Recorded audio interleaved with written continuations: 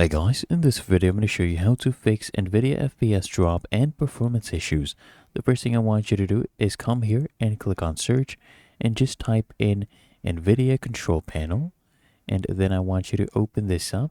Then what I want you to do, once the NVIDIA control panel loads up, here on the left hand side I want you to click on manage 3D settings. Make sure you're under global settings. And then I need you to just go ahead and scroll down here under these settings until you see right here the shader cache size.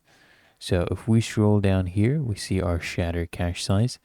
And as you can see right now, it has been set to driver default. I want you to change this to disabled. And then I want you to hit here on apply. And once you've disabled this option, you've hit apply.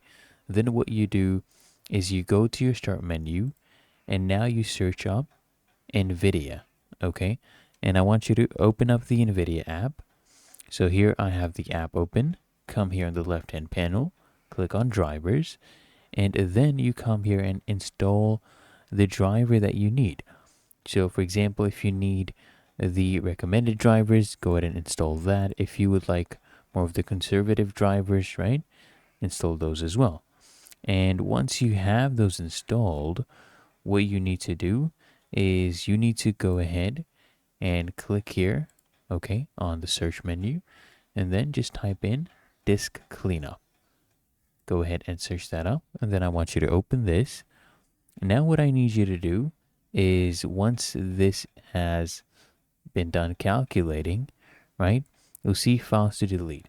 What I need you to do is scroll down until you see DirectX shader cache. Make sure this one is toggled.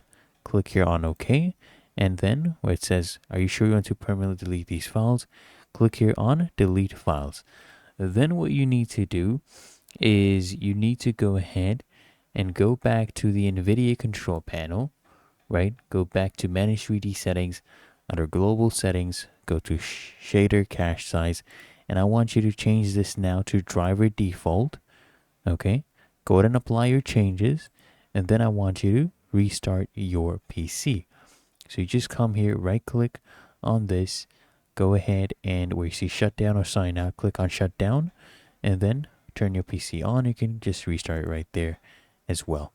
Really that easy. If you found this helpful, make sure you smash the like button, subscribe to Quick Fix.